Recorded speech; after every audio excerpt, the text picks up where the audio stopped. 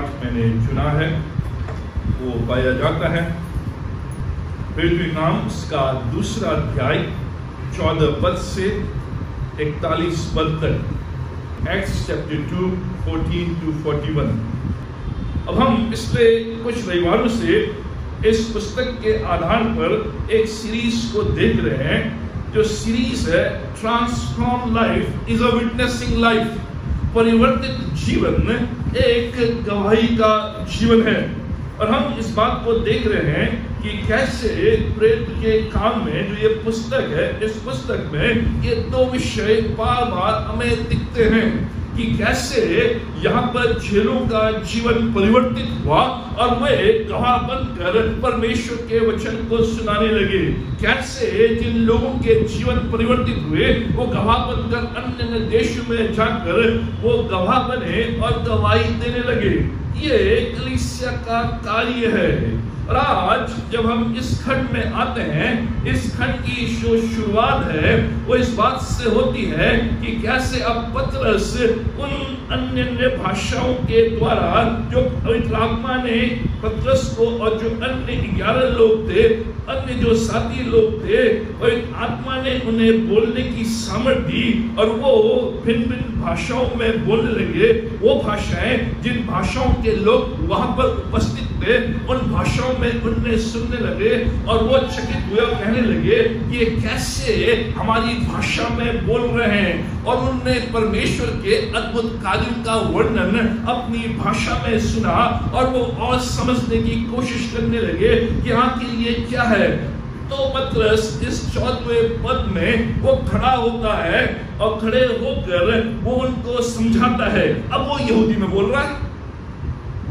अभी तक परमेश्वर ने उसे अपने आत्मा के द्वारा रोमी भाषा में बोलने की सामर्थ्य दी, कुरेनी भाषा में बोलने की सामर्थ्य दी, और अन्य में जो देशों के लोग आए थे उनकी भाषा में बोलने की सामर्थ्य दी, जिससे कि जो लोग भिन्न भिन्न देशों से आए थे वो ये समझ सके कि वास्तविक रूप में परमेश्वर का आत्मा इनके अंदर है। वास्तविक रूप में ये परमेश्वर के प्रेरित है, क्योंकि ये मेरी भाषा नहीं जानते हैं फिर भी मेरी भाषा में बोल रहे हैं और परमेश्वर की बढ़ाई कर रहे हैं। तो उनके जीवन में एक कार्य हुआ और वो परमेश्वर के वचन को जानने की कोशिश करने लगे। तो पतरस 14वें पद में खड़ा होता है और वो यहूदी भाषा बोल रहा है, क्योंकि जितने भी ये जो लोग हैं यहूदिया के हैं, यरूशलेम के हैं, हालांकि भिन्न भिन्न देशों से आए हैं, उस देश की भाषा बोलते हैं, लेकिन है तो ये यहूदी। जो लोग तमिलनाडु में नॉर्थ इंडिया से बसे हुए हैं, राजस्थान से जो लोग तमिलनाडु में मद्रास में अपना बिजनेस करते हैं, वो लोग बहुत अच्छी तमिल बोलते हैं, तमिल भाषा बोलते हैं, लेकिन वो हिंदी भी जानते हैं क्योंकि मातृभाषा हिंदी है।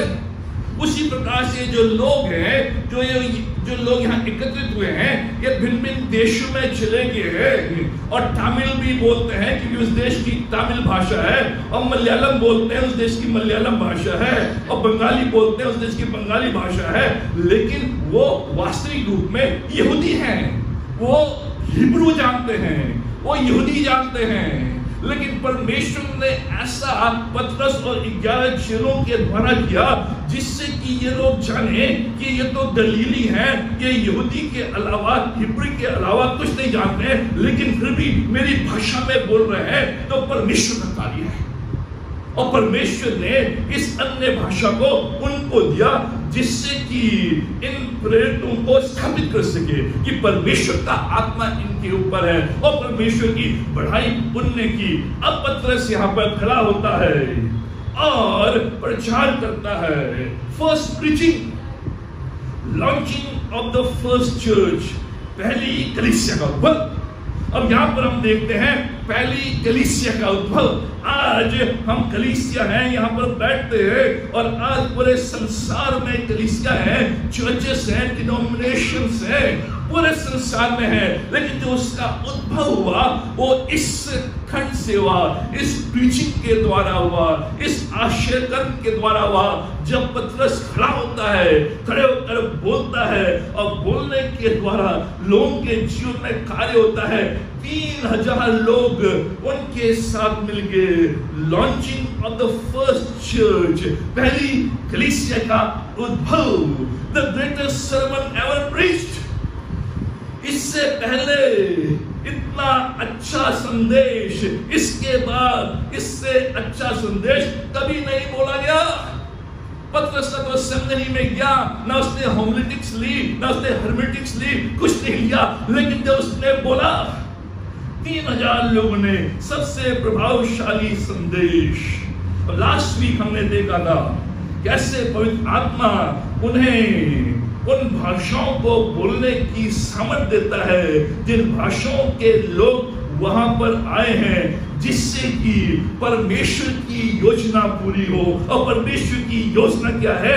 कलीसिया का स्थापन, कलीसिया का उद्भव, विश्वासियों की मंडली जिसके द्वारा उसका प्रचार हो। अभी जो 14वां और 15वां पद है, पतरस 4 बातें करता है जिससे कि लोगों का ध्यान अपनी ओर खींचे। यह है प्रीचिंग स्टाइल, यह है संदेश देने का कार्य, यह है टीचिंग का कार्य। पतरस इससे पहले कि वो भाषण देने लगे, संदेश देने लगे, वो 4 ऐसे कार्य करता है जिससे कि इन सारे लोगों के ध्यान अपनी ओर खींच सके। जो पहली चीज है, यहां पर पतरस खड़ा हुआ, standing, a new preaching style. अभी तक जो भी यहूदी समाज के जो भी अगुवे, जो गुरु थे, वो बैठकर लेक्चर देते थे, बैठकर सिखाते थे। हमारा जो गुरुकुल शिक्षा है, आज जो हम अपने मंदिर में और अपने जो भारतीय संस्कृति है वो बैठकर देते हैं, बैठकर सिखाते हैं। इसलिए जो टीचर्स थी पहले वो बैठकर पढ़ाती थी, लेकिन आज स्कूल में टीचर्स के लिए हटा दिया चीज, बैठ के नहीं पढ़ा सकते, खड़े होकर पढ़ा। पतरस ने शुरू किया। जब वो खड़ा हुआ, लोग चकित होने लगे कि आज तक तो जो हमारे गुरु हैं वो बैठ के सिखाते हैं, बैठ कर पढ़ाते हैं, लेकिन ये व्यक्ति खड़ा होकर ये बोल रहा है, क्या है? उनका ध्यान उसकी ओर। एक नया स्टाइल, एक नई प्रीचिंग स्टाइल। गुरु जो बैठकर बताता था, आज जो पतरस है वो खड़े होकर। मित्रों, परमेश्वर के लिए खड़ा होना है। हम बैठे बैठे की बात प्रार्थना कर देते हैं, बैठे बैठे बोल देते हैं खड़ा। ये प्रभु के सम्मान के लिए जो पतरस से खड़ा होता है। दूसरी बात जो पतरस करता है, 11 के साथ खड़ा हुआ, शोल्डर वो साथ खड़ा हुआ है। लिखा है पतरस उन 11 के साथ खड़ा हुआ, अकेले खड़ा नहीं हुआ है। जानता है कि वो अकेला नहीं है। पहली बार पतरस खड़ा हुआ है, पहली बार पतरस भाषण दे रहा है, पहली बार पतरस प्रीचिंग कर रहा है, वो भी एक लार्ज क्राउड के सामने। पहले वो डरपोक था, लेकिन आज जो खड़ा है, कैसे खड़ा है? क्योंकि जो 11 लोग हैं वो घुटनों में उसके प्रार्थना कर रहे हैं, उसके साथ हैं। मित्रों, जो प्रभु की सेवा है वो अकेले नहीं हो सकती है। बहुत से लोग कहते हैं कि वीबीएस में आप इतने लोगों को इन्वॉल्व क्यों करते हैं? इसलिए इतने लोगों को इन्वॉल्व करते हैं क्योंकि जो वीबीएस की सेवा है वो अकेले व्यक्ति की नहीं है, वो साथ मिलकर है। साथ खड़े होकर अगर 2 टीचर पढ़ा रही हैं तो 4 प्रार्थना कर रही हैं, 2 टीचर पढ़ा रही हैं तो 4 हैं उसको उत्साहित कर रही हैं, ताकि जो टीचर्स हैं उनको मालूम चले कि मेरे साथ 4 बहनें और हैं जो मेरे साथ खड़ी हैं, मेरे विरोध में नहीं, मेरे विरोध में नहीं।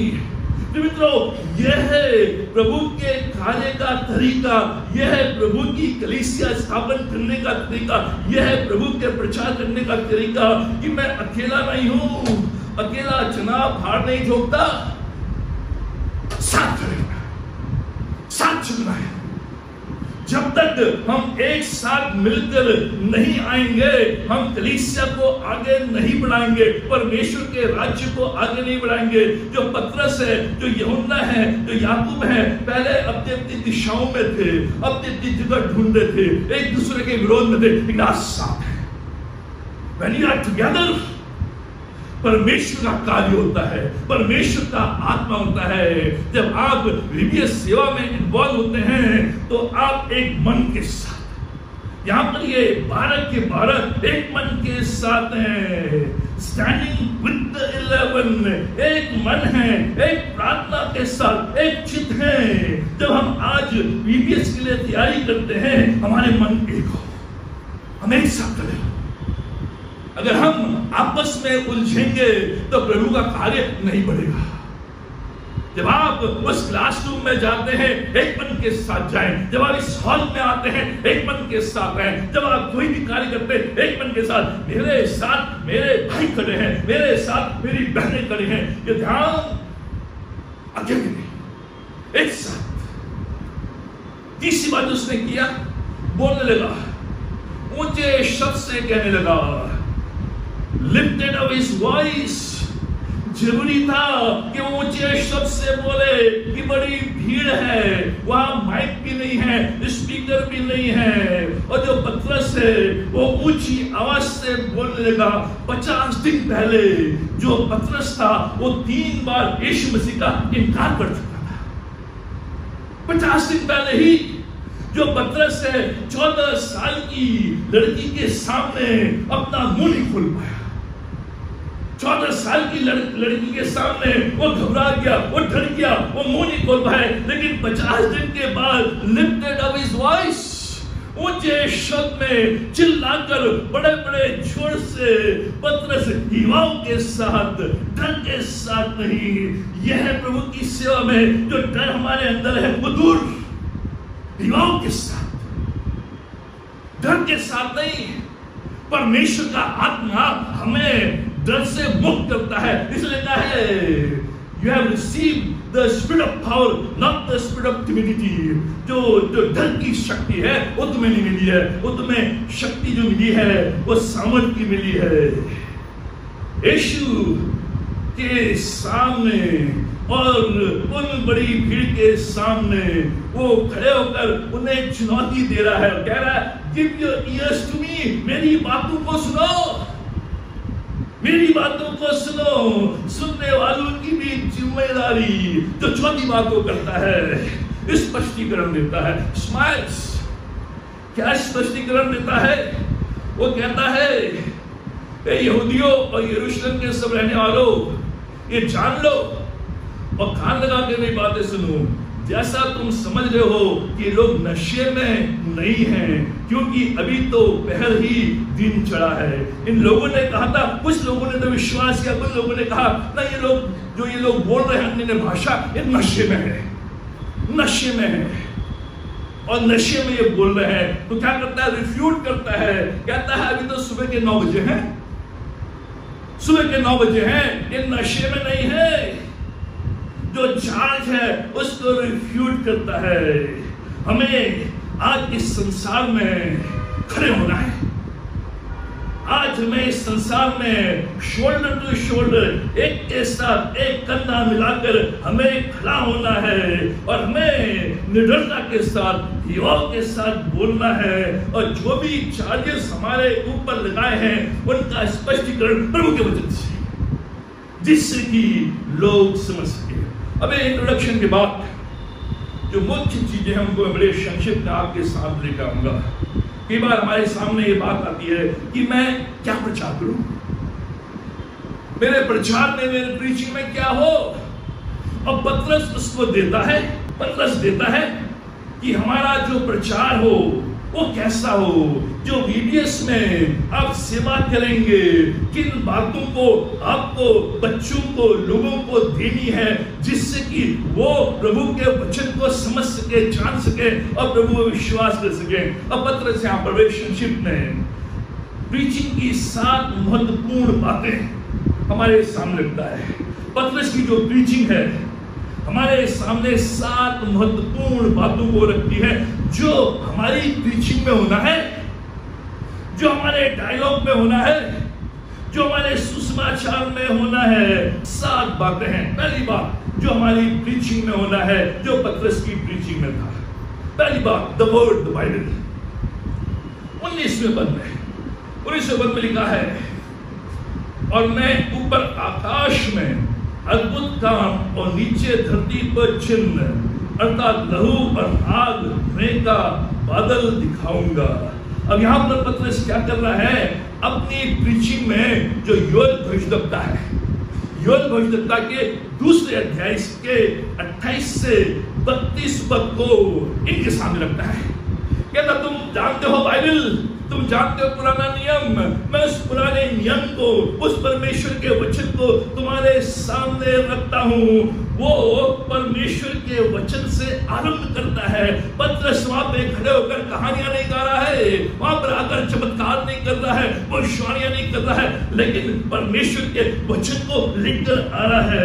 पतरस की प्रीचिंग में परमेश्वर का वचन भरपूर मात्रा में, ये पूरा जो खंड है वो पुराने नियम से पतरस ने जो याद किया है, योएल भविष्यद्वक्ता के द्वारा पतरस ने जो याद किया है दाऊद के भजनों को, उन बातों को वो लोगों के सामने रख रहा है, क्योंकि वो जानता है कि जो परमेश्वर का वचन है वही लोगों के जीवन को बदलेगा, वही लोगों के जीवन को छुएगा। उसकी प्रीचिंग में पहली बात जो हम देखते हैं परमेश्वर का वचन, क्योंकि वो जानता है परमेश्वर का जो वचन है वो देधारी तलवार के समान है, जो गुदे को छेदता है, जो आर पार छेदता है। यिर्मयाह उसका 23 अध्याय के 29वें पद में लिखा है, यिर्मयाह उसका 23 अध्याय 29वें पद में, यहोवा की वाणी है, क्या मेरा वचन आग सा नहीं, फिर क्या वो ऐसा हथौड़ा नहीं जो पत्थर को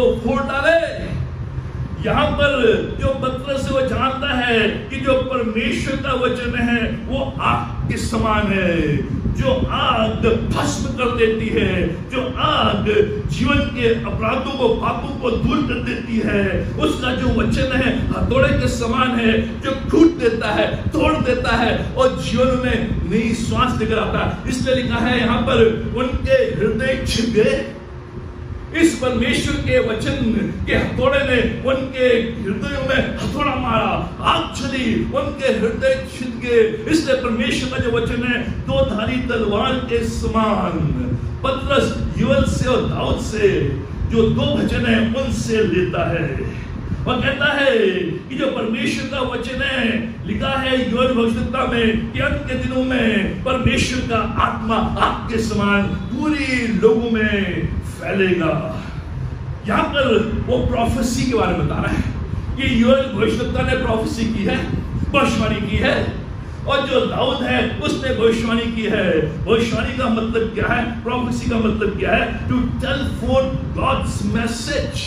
जो भविष्यवाणी है उसका मतलब है परमेश्वर के वचन को प्रकट करो, परमेश्वर के वचन को बोलो। पर आत्मा के उड़ने जाने के बाद परमेश्वर का वचन बोला गया। परमेश्वर का वचन जो सत्य वचन है वो जीवनों में कार्य करता है। इसलिए परमेश्वर न केवल अपने नबियों के द्वारा बोलता है, न केवल याजकों के द्वारा बोलता है, लेकिन अपने लोगों के द्वारा सब पीढ़ियों में, सब जनरेशंस में, सब जेंडर्स के द्वारा, सब क्लासेस के द्वारा बोलता है। यही नई कलीसिया का सिद्धांत है। अब इस कलीसिया में परमेश्वर का वचन कह रहा है कि अभी तक तो केवल भविष्यद्वक्ता बोलते थे, अभी तक तो केवल याजक बोलते थे, लेकिन अब हर पीढ़ी के लोग, यहाँ पर लिखा है हर पीढ़ी के लोग, यंग एंड ओल्ड, लिखा है कि अंत के दिनों में जवान दर्शन देखेंगे, तुम्हारे बेटे तुम्हारी बेटियां भविष्यवाणियां करेंगी, जवान दर्शन देखेंगे, और जो पुण्य हैं स्वप्न देखेंगे। दास और दासियां भी परमेश्वर के वचन को देंगी। सब जनरेशन, यंग एंड ओल्ड, लिखा है जो जवान है वो दर्शन देखेंगे, और जो बूढ़े लोग हैं, बुजुर्ग हैं, वो स्वप्न देखेंगे। जो जवान हैं वो दर्शन देखते हैं। Possibilities for change. जो जवान है वो देखते हैं कि कैसे परिवर्तन हो, कैसे पॉसिबिलिटी ऑफ चेंज, कैसे परिवर्तन को लेकर आए। और जो ओल्ड हैं वो रिलाई करते हैं गॉड्स फेथफुलनेस पर, परमेश्वर की विश्वासयोग्यता पर। इसलिए जो बुजुर्ग लोग होते हैं वो ज्यादा बदलाव नहीं चाहते हैं। वो कहते हैं कि जब परमेश्वर ने मुझे संभाला है, मुझे इस दशा में रखा है, इसी दशा में ही मैं आगे बढ़ूंगा। लेकिन जो जवान हैं वो नया चेंज देखते हैं। इसलिए परमेश्वर अंत के दिनों में अपनी कलीसिया में जवानों को भी लेकर आएगा और बुजुर्गों को भी लेकर आएंगे। और जवान जो है दर्शन देखेंगे बदलाव का, और जो पुराने लोग हैं वो परमेश्वर की विश्वासयोग्यता को लोगों को बताएंगे कि कैसे परमेश्वर मेरे साथ इतने वर्षों तक विश्वासयोग्य रहा। और ये जो कलीसिया है, इस कलीसिया में जवान भी हैं जो दर्शन देख रहे हैं, और जो बुजुर्ग हैं वो भी दर्शन देख रहे हैं, बेटे भी दर्शन देख रहे हैं, बेटियां भी दर्शन देख रही हैं, दास भी दर्शन देख रहे हैं और दासी। ये जो कलीसिया है, इस कलीसिया में सारी पीढ़ियों के लोग, केवल एक पीढ़ी के नहीं, सारी पीढ़ी के लोग, all genders, sons and daughters, लड़की भी है लड़का भी है। अभी तक यहूदी की जो मंदिर है, उस मंदिर में केवल पुरुष ही जा सकते थे। जो स्त्रियां वहां है, स्त्रियों का प्रवेश नहीं है, स्त्रियां बाहर है। आज भी बहुत से ऐसे मंदिर हैं जहां केवल पुरुष जा सकते हैं, स्त्रियां नहीं जा सकती हैं। यही यहूदी समाज में था। उस मंदिर में केवल पुरुष ही उस विशेष स्थान पर, स्त्रियां नहीं। लेकिन ये जो कलीसिया जो परमेश्वर के आत्मा के द्वारा हुई, ऑल जेंडर्स, यहाँ कोई विभाजन नहीं है, लड़कियां भी हैं लड़के भी हैं, गर्ल्स एंड बॉयज टुगेदर। इसलिए गलती उसके 3 अध्याय उसके 28वें पद में पौलुस कहता है, अब न कोई यहूदी रहा न यूनानी, न कोई दास न स्वतंत्र, न कोई नर न नारी, क्योंकि तुम सब मसीह यीशु में एक हो। यह कलीसिया, इस कलीसिया का जो उद्भव हुआ है, ऐसा हुआ है कि यहाँ ना गोरा है ना काला है, ना ऊंचा है ना नीचा है, ना ब्राह्मण है ना शेड्यूल कास्ट है, ना पढ़ा लिखा ना अनपढ़, ना कोई ऊंची जाति वाला ना छोटी जाति वाला, ना कोई विदेशी ना देशी, सब एक। जब आप इस भवन के अंदर आते हैं, अपनी जाति बाहर छोड़ आते हैं, अपने टाइटल को बाहर छोड़ कर आते हैं। आप अपने ऑफिस में सीईओ होंगे, लेकिन यहां आप परमेश्वर के दास हैं। मैं डॉक्टर हूं यहां। इस कलीसिया में कोई बड़ा कोई छोटा नहीं। अंत के दिनों में मैं अपनी आत्मा ढेलूंगा, और जवान भी और बूढ़े भी और बेटियां भी और बेटे भी और दास भी और दासियां भी परमेश्वर के भवन में एक होंगे और एक होकर प्रभु की सेवा में आगे बढ़ेंगे। कलीसिया में जाति प्रथा नहीं है, ऊंच नीच नहीं है, सब एक है। ये परमेश्वर का वचन इस कलीसिया के लिए, यह कलीसिया का उद्भव। और यह परमेश्वर का वचन जो है पतरस के द्वारा बोला गया, ऑल क्लासेस, परमेश्वर का आत्मा लिखा, सर्वेंट्स एंड मास्टर्स। फर्क नहीं किस सोशल और इकोनॉमिक ग्रुप से आप हैं, किस भाषा से आप हैं, किस वंश से आप हैं, किस जाति से। जब भी आप परमेश्वर के वचन को बोलेंगे, परमेश्वर का वचन हमेशा एक था।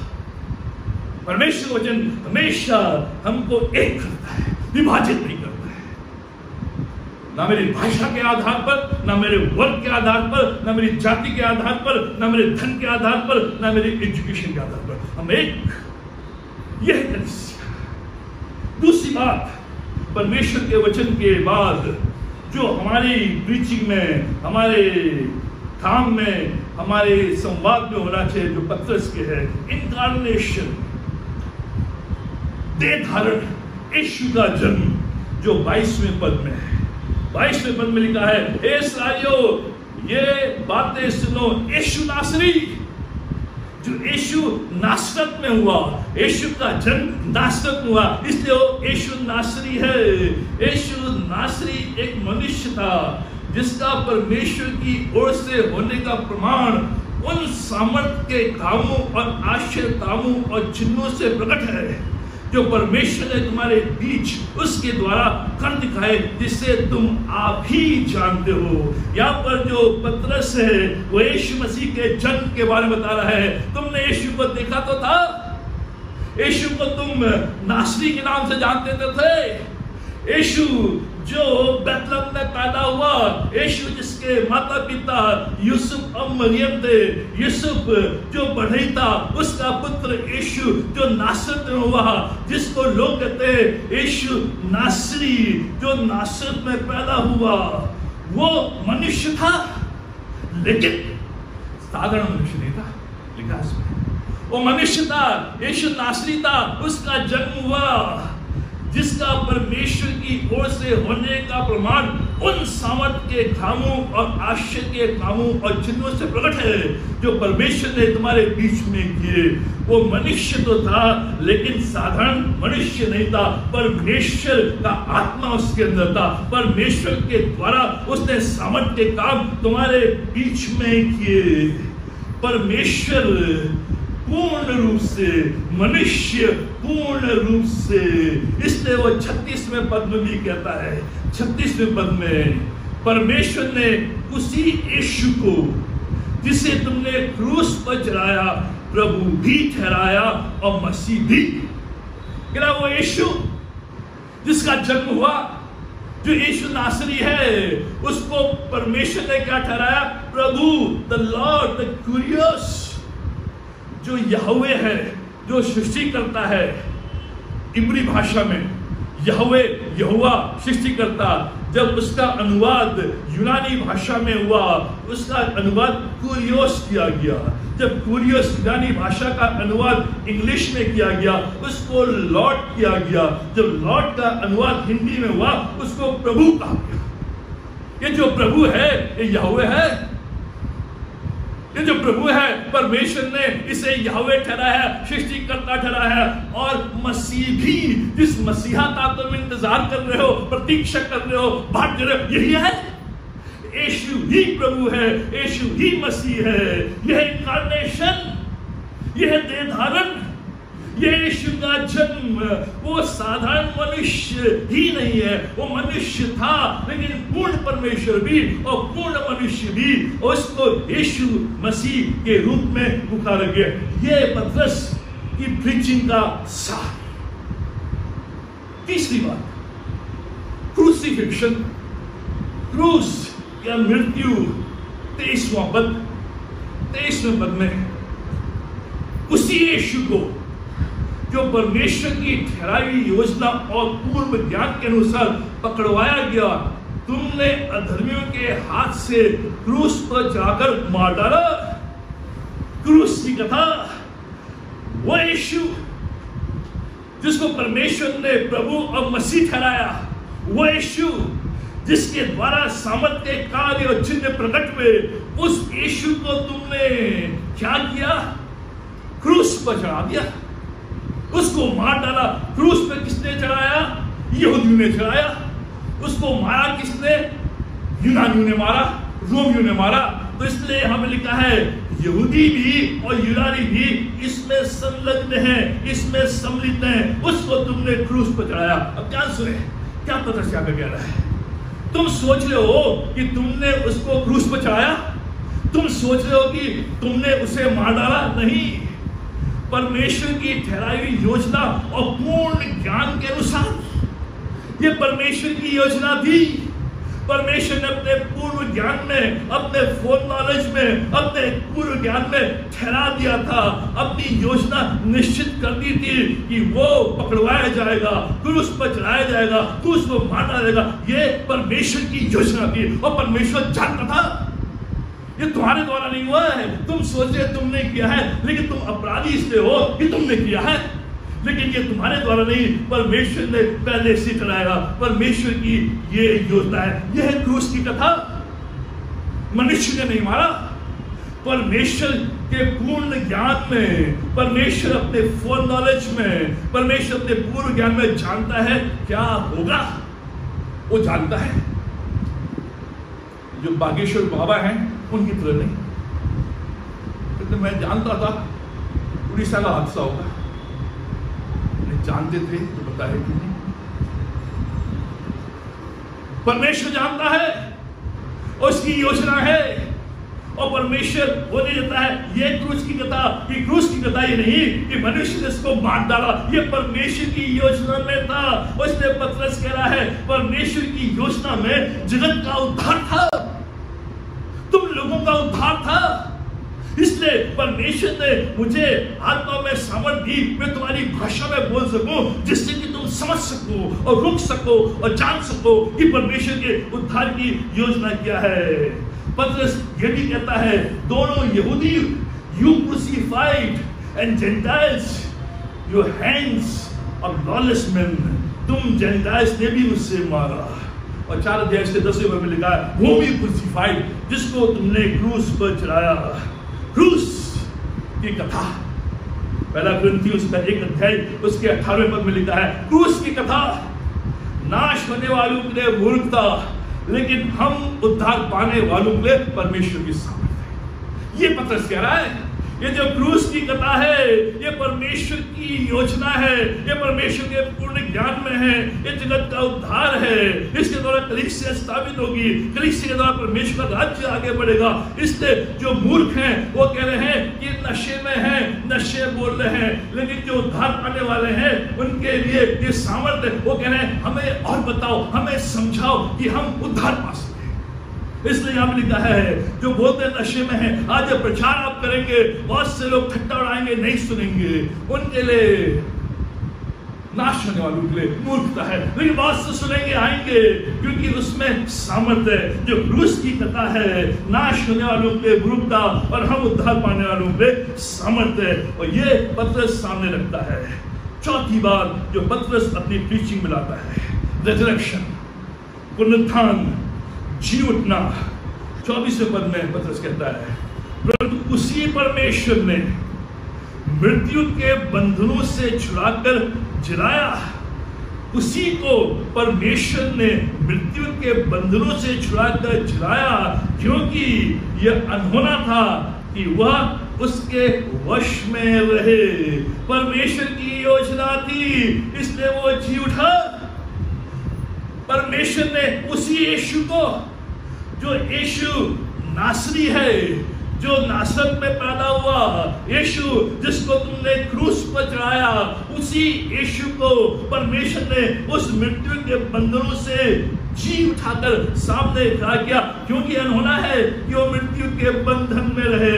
32वें पद में भी इस बात को दिखाया गया है। 32वें पद में इसी यीशु को परमेश्वर ने जिलाया, जिसके हम गवाह हैं। यह है रिजरेक्शन की गवाही। पतरस कह रहा है वो यीशु जिसका जन्म नासरत में हुआ, जिसको तुम जानते हो, वो यीशु जिसको तुमने क्रूस पे चढ़ाया, जिसको तुम जानते हो, उसी यीशु को परमेश्वर ने मृत्यु के बंधन में से मुक्त करके उससे जिलाया। उसके हम गवाह हैं। We are the witnesses, eye witnesses. 40 दिनों तक बराबर हमारे साथ रहा, हमारे साथ उठा बैठा, हमारे साथ खाना खाया, हमारे बीच में रहा, हमें सिखाया कि कैसे बोलना है। यीशु मसीह के जीने के बारे में युवाओं के साथ पूरी किताब में ये जो प्रेरित हैं बताते हैं, क्योंकि उन्होंने उसकी गवाही देखी है। इसलिए 4 अध्याय के 33वें पद में लिखा है टेस्टिमनी टू रिजरेक्शन, लोगों ने गवाही दी। 27वें पद में जो लिखा है दाऊद जो भविष्यवाणी करता है भजन 16 से 27वें पद में पतरस कोट करता है, क्योंकि तू मेरे प्राणों को अधोलोक में न छोड़ेगा और अपने पवित्र जन को शरण देगा। यहाँ पर पतरस कह रहा है दाऊद जो परमेश्वर का भक्त था, मैं बड़े हिवाओं के साथ कहता हूं कि वो हिवाओं के साथ कि जो दाऊद था वो मारा गया, उसकी कब्र हमारे बीच में है और तुम सब जानते हो। उस दाऊद ने गवाही दी, उस दाऊद ने भविष्यवाणी की इस यीशु के लिए। क्या भविष्यवाणी की? तू मेरे प्राणों को अधोलोक में न छोड़ेगा और न अपने पवित्र जन को सड़ने देगा।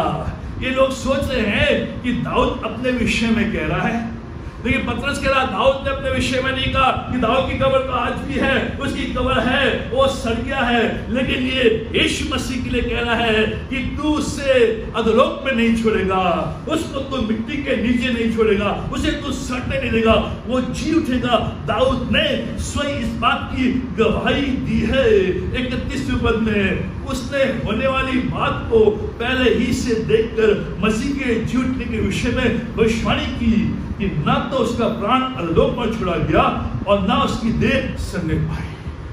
ये पतरस बोल रहा है।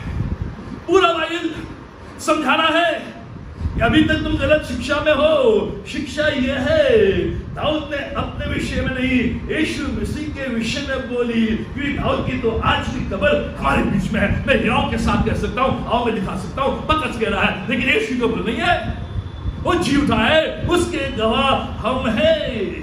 यह है रिजरेक्शन की कथा। पांचवी बात जो पतरस अपनी प्रीचिंग में लाता है, एसेंशियल स्वर्गारोहण 34वें पद में। 34वें पद में, क्योंकि दाऊद तो स्वर्ग पर नहीं चढ़ा, परंतु वह आप कहता है। क्या कहता है दाऊद, जो पतरस कोट करता है भजन 16 से, प्रभु ने मेरे प्रभु से कहा, मेरे दाहिने बैठ, जब तक कि मैं तेरे बैरियों को तेरे पैरों तले चौकी न कर दूं। प्रभु ने मेरे प्रभु से कहा, मेरे दाहिने ओर बैठ। पतरस कह रहा है, ये यीशु जो नासरी है, जो नासरत में पैदा हुआ, यीशु जिसको तुमने क्रूस पर चढ़ाया, यीशु जिसको परमेश्वर ने जीवित किया, जिसके गवाह हम हैं, ये यीशु स्वर्ग में चला गया, असेंड हो गया है, स्वर्गारोहण हो गया उसका। 10 दिन पहले ही हमने देखा, न केवल हमने देखा, लेकिन तुम्हारे बाप दादों ने पुस्तक में लिखा है, तुम्हारे जो बाप दादा हैं, तुम्हारे जो राजा हैं, तुम्हारे जो याजक हैं, दाऊद कहता है कि मैंने अपने प्रभु को अपने परमेश्वर के दाहिने हाथ देखा है, वो ऊंचा उठा लिया गया है, स्वर्गारोहण हुआ है। पतरस यहाँ पर कोट कर रहा है बाइबल से और अपनी गवाही दे रहा है कि जो दाऊद ने कहा था वो सत्य है, क्योंकि 40 दिन हमारे साथ रहने के बाद 10 दिन पहले ही हमारे बीच में से वो उठा ले गया। हमने देखा, हम ताक रहे थे, हमारे बीच में से वो उठा ले गया। वो आज स्वर्ग में है, असेंशन, स्वर्गारोहण। छठी बात, एक्सॉल्टेशन, जो अपनी प्रीचिंग में पतरस लेकर आता है 33वें पद में। 33, इस प्रकार परमेश्वर के दाहिनी हाथ से सर्वोच्च पद पाकर और पिता से वो पवित्र आत्मा प्राप्त करके जिसकी प्रतिज्ञा की गई थी, उसने यह उड़ेल दिया है जो तुम देखते और सुनते हो। क्या लिखा है पर? प्रभु यीशु मसीह का एक्सॉल्टेशन परमेश्वर के दाहिने हाथ बैठा हुआ है। इस प्रकार परमेश्वर के दाहिने हाथ से सर्वोच्च पद पाकर, आज वो सर्वोच्च पद में है। यीशु मसीह आदर और अधिकार के स्थान पर बैठा है। ऑनर एंड अथॉरिटी आज यीशु मसीह का है। ही इज एक्सॉल्टेड, वो परमेश्वर के दाहिने हाथ है, परमेश्वर के सिंहासन में है। उसको अथॉरिटी दी है, उसको ऑनर दिया है। इसने जाने से पहले इसने कहा सारी पृथ्वी और स्वर्ग का अधिकार मुझे दिया गया है। आज यीशु मसीह परमेश्वर के दाहिनी ओर, ये जो पतरस है भजन संहिता 110:1 से देता है, जहां स्वयं दाऊद कहता है, यीशु मसीह ने स्वयं अपने एक्सॉल्टेशन के विषय में क्या कहा। लूका उसका 22 अध्याय उसके 69 पद में 69 वर्ष में, परंतु अब से मनुष्य का पुत्र सर्वशक्तिमान परमेश्वर की दाहिनी ओर बैठा रहेगा। ये एक्सॉल्टेशन। उसके बाद जो 7वीं बात जो पतरस अपनी प्रीचिंग में लेकर आता है, कंज्यूमेशन, अंत के दिन। अंत के दिन क्या होंगे? 19 और 20वें पद में, और मैं ऊपर आकाश से अद्भुत काम और नीचे धरती पर चिन्ह अर्थात लहू और आग और सूर्य का बादल दिखाऊंगा। प्रभु के महान और तेजस्वी दिन के आने से पहले सूर्य अंधेरा और चांद लहू सा हो जाएगा, लेकिन जो प्रभु का नाम लेगा वो उद्धार लेगा। अंत के दिनों में अब तुमने यीशु मसीह के विषय में सुन लिया है, उद्धारकर्ता के विषय में सुन लिया है, वो हमारे बीच में चला गया है, लेकिन वो आएगा। आने से पहले जो अंत के दिन होंगे, वहां जो सूरज है वो अपना प्रकाश बंद कर देगा, जो चंद्रमा है वो अंधकार हो जाएगा, भिन्न भिन्न प्रकार के चिन्ह दिखाई देंगे। और उस तेजस्वी दिन, उस द्वितीय आगमन में यीशु आएगा और जितनों ने उसे नकारा है उनका नाश होगा, और जितनों ने उसका नाम लिया है उद्धार पाएंगे। इसलिए हे इस्राएलियों, हे यहूदी के वासियों, ये अंत के दिन है, सुनो, इसकी ओर कान लगाओ, क्योंकि प्रभु यीशु मसीह दोबारा आने वाला है। न्याय के साथ आएगा, जजमेंट सीट के साथ आएगा, घोड़े में बैठकर आएगा, न्याय करेगा कि कौन उसके हैं, कौन उसके नहीं है। जो भी उसका नाम लेंगे वो उसके साथ, और जो नहीं यीशु से दूर, परमेश्वर का प्रकोप उनके ऊपर जो स्वीकार नहीं करते हैं, परमेश्वर का अनुग्रह उनके ऊपर जो स्वीकार करते हैं। और फिर 37वें पद में पतरस कहता है, पवित्र आत्मा का जो काम है वो है कन्विक्शन लाने का। पवित्र आत्मा कन्विक्शन लाएगा। 37वें पद में, तब सुनने वालों के हृदय छिद गए। लोग जिनने ये 7 वचन सुने, इन 7 डॉक्ट्रिन्स को जो पतरस ने बताया, उनके हृदय छिन गए, और पवित्र आत्मा ने ऐसा काम किया कि उनके बीच में परमेश्वर का कार्य होने लगा। और जो पाप हैं, पाप से उनने अपने आप को दूर किया। लिखा है, उनने कहा पतरस से कि हम क्या करें। उसने कहा अपने पापों से पश्चाताप, अपने गलत कामों से पश्चाताप। जब तक हृदय नहीं छिदेंगे हम अपनी दशा को नहीं समझेंगे। छुटकारे की आवश्यकता, व्हाट shall we do? जब उनके हृदय छिद गए, जब परमेश्वर के वचन ने उनके हृदय को छेद दिया, तो कह रहे पतरस से और 11 शागिर्दों से, what shall we do? हम क्या करें? जेलर ने भी यही कहा, फिर 16 में, what must I do to be saved? मुझे क्या करना है? पतरस 4 निर्देश देता है क्या करना है, जो हमें यूबीएस के दौरान करना है। क्या निर्देश जो जरूरी है और तुरंत है, अर्जेंट इंपेरेटिव्स। 4 निर्देश देता है। जो कहते हैं हम क्या करें, तो पतरस 4 निर्देश देता है। क्या निर्देश देता है? पहला, रिपेंट। 38वें पद में वो कहता है, पतरस ने उनसे कहा मन फिराओ, अभी तुरंत मन फिराओ, तुरंत करो।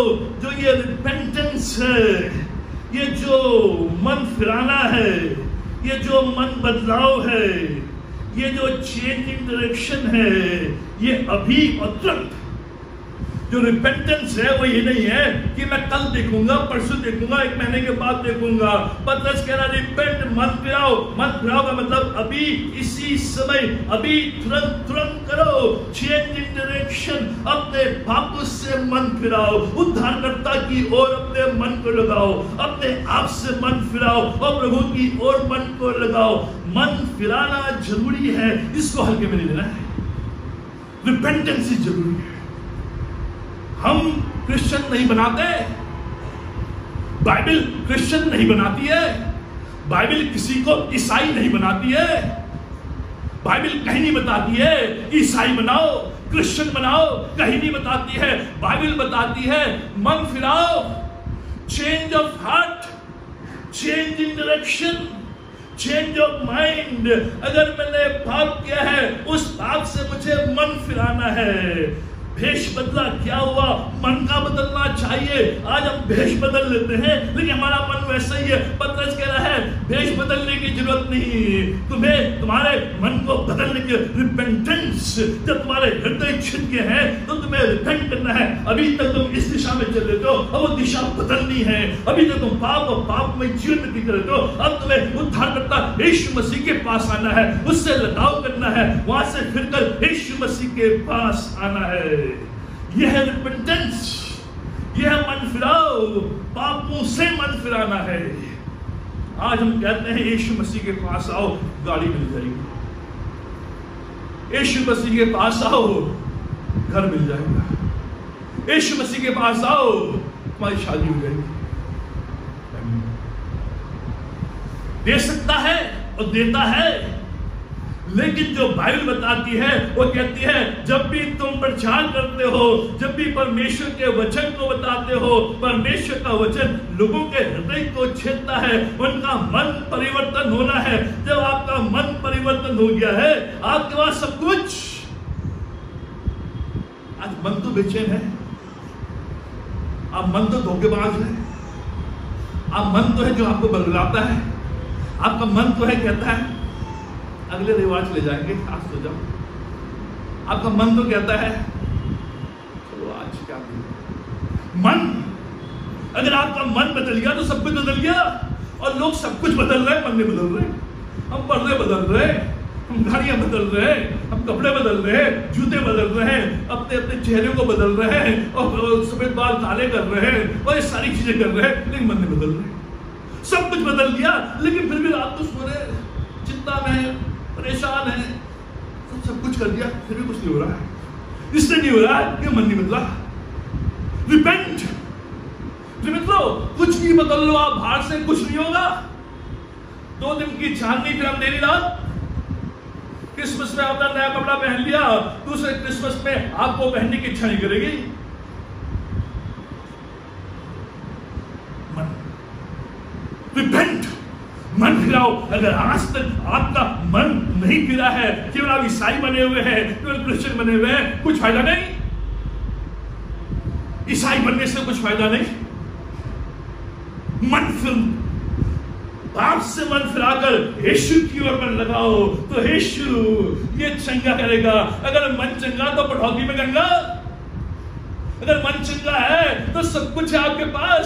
आपको जो बुरी गाड़ी भी है वो भी अच्छी लगेगी, जो फटा पैंट है वो भी लगाने का फैशन है।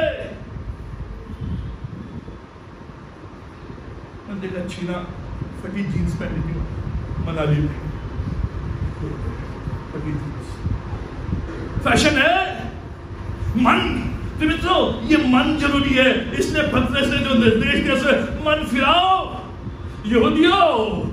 यहूदी वासियों, यरूशलेम वासियों, एक ही उपचार है, एक ही निर्देश है, मन फिराना है अपने मन को यीशु की ओर। जो भी गलत काम है, जो भी बुराई है, जो भी पाप है, अब आज सब कुछ बोलते हैं लेकिन पाप के विषय नहीं बोलते।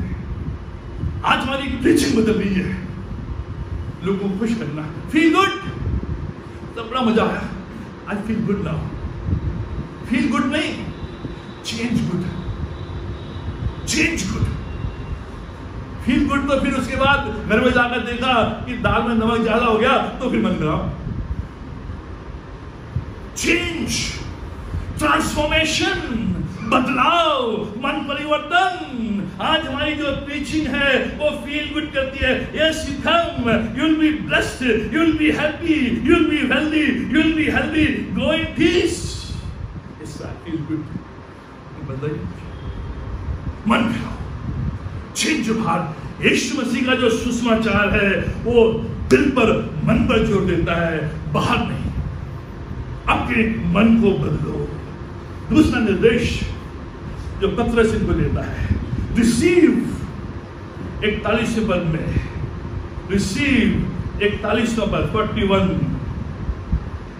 अतः जिन्होंने उसका वचन ग्रहण किया, रिसीव, इस वचन को ग्रहण करो पूर्ण हृदय के साथ। इम्प्रेस, टू रिसीव मीन्स पूर्ण हृदय के साथ इम्प्रेस। अब जो कुछ भी तुमने सुना है, ये जो 7 चीजें मैंने तुम्हें बताई है, यीशु का जन्म, यीशु की मृत्यु, यीशु का पुनरुत्थान, यीशु का सर्वारोहण, यीशु का एक्सॉल्टेशन, यीशु मसीह का द्वितीय आगमन, इनको इम्प्रेस करो। रिसीव का मतलब है इम्प्रेस। अब मैं जाने नहीं दूंगा, अब मैंने ग्रहण कर लिया है, मैंने अब मुट्ठी बांध ली है, अब मैं इसे जाने नहीं दूंगा। इसलिए यूहन्ना 1:12 में लिखा है, जिन्होंने उससे ग्रहण किया उसने उन्हें अपनी संतान होने का अधिकार दिया। अपनी संतान होने का अधिकार, पापों की क्षमा और पवित्र आत्मा का दान यहाँ पर लिखा है। तीसरा निर्देश जो पतरस देता है, बी बैप्टाइज्ड। 38वें पद में पतरस ने उनसे कहा, मत पिलाओ और तुम में से हर एक अपने अपने पापों की क्षमा के लिए यीशु मसीह के नाम से बपतिस्मा लो। 41वें पद में भी लिखा है, अतः जिन्होंने इसका वचन किया उन्होंने बपतिस्मा लिया। जब आपने मन फिरा लिया है, आपने यीशु मसीह को ग्रहण कर लिया है, उसके तुरंत बाद जो कदम है वह बपतिस्मा का। बपतिस्मा जो है मेरा बाहरी प्रकटीकरण है, जो मेरे अंदर हुआ, मन परिवर्तन हुआ है, पापों की क्षमा हुई है, यीशु मसीह को ग्रहण किया है, उसका प्रकटीकरण मैं कैसे करता हूँ? बपतिस्मा के द्वारा। जब मैं पानी के अंदर जाता हूँ और पानी के अंदर से बाहर आता हूँ, मैं ये प्रकट करता हूँ कि अब मैं यीशु मसीह के साथ, मेरा मन फिर गया है। ये जो बपतिस्मा है ये कोई जादू तंत्र नहीं है कि आपने डुबकी लगा ली आपके पाप क्षमा होंगे, ये हर की टेढ़ी नहीं है। क्या आपने डुबकी लगाई, आपने सोचा कि आपके पाप क्षमा होंगे, वो प्रगटीकरण है। बपतिस्मा जरूरी है। लिखा है 3000 मनुष्यों ने इसमें किया है, स्त्री पुरुष दोनों इसमें है, पूरा परिवार इसमें है, एडल्ट है, इमर्शन है, ये आउटवर्ड साइन है। बहुत से लोग यहीं से फिरकाओ बपतिस्मा को लेते हैं, स्प्रिंकल बपतिस्मा, फिरकाओ। जब 3000 लोग थे, 3000 लोगों को कैसे डुबाया, कैसे डुबकी का बपतिस्मा दिया, फिर दिया पानी। हमने देखे 500 बपतिस्मा। जब हम जाते थे बांसवाड़ा उदयपुर में 500 बपतिस्मा हुए, 10-10, 12 लोग दे रहे एक समय में। 3000 लोगों को बपतिस्मा क्या हो गया? वहीं पर नदी थी, ये 11 लोग थे, दे रहे हैं सुबह से लेकर शाम तक। इमर्शन, यह पब्लिक टेस्टिमनी। अगर विश्वास किया है, मन फिराया है, तो अगला कदम बपतिस्मा। अभी तक आपने बपतिस्मा नहीं लिया है, ले। अगर मन फिरा है, और यही हमें सिखाना है। और चौथा और अंतिम निर्देश जो पतरस देता है, अलग हो, बी सेपरेटेड। उसने बहुत बातों से भी गवाही देकर समझाया कि अपने आप को इस टेढ़ी जाति से बचाओ। जो टेढ़ी जाति है, टेढ़ी पीढ़ी से, इस क्रिकेट जनरेशन से, ये जो संसार की पद्धति है, उससे बचाओ, उससे अलग करो। अब तुमने रिपेंट कर लिया, मन फिरा लिया है, यीशु मसीह को ग्रहण कर लिया है, बपतिस्मा ले लिया है, अलगाओ। संसार में रहते हुए संसार को नहीं त्यागना है, संसार को नहीं छोड़ना है, लेकिन जो संसार की बातें हैं, जो संसार की पद्धति है, जो बुरी है, जो बुरी दिशा में जा रही है, उससे अलग। लिखा इनसे मिल गए, अलग हो गए, इनसे मिल गए। जब आपने बपतिस्मा ले लिया है, आपने संसार को बाय बाय टाटा बोल दिया है। जो भी संसार की बातें हैं, जो भी संसार की पद्धति है, जो भी बुरी अभिलाषा है, उनसे बाय बाय, अलग, अपने आप को अलग करो। अलग होकर मिल के अलगाव, इस संसार से नहीं, इस संसार की टेढ़ी जनरेशन से, इस संसार की टेढ़ी पीढ़ी से, इस संसार की पद्धति से। ये संसार बुरा नहीं है, संसार की पद्धति, इस संसार की पद्धति से, इनकी पद्धति से, इस कल्चर से, इस गंदे माहौल से। इसलिए 2:47 में लिखा है, प्रतिदिन लोगों को वो मिलाता गया। अलगाव।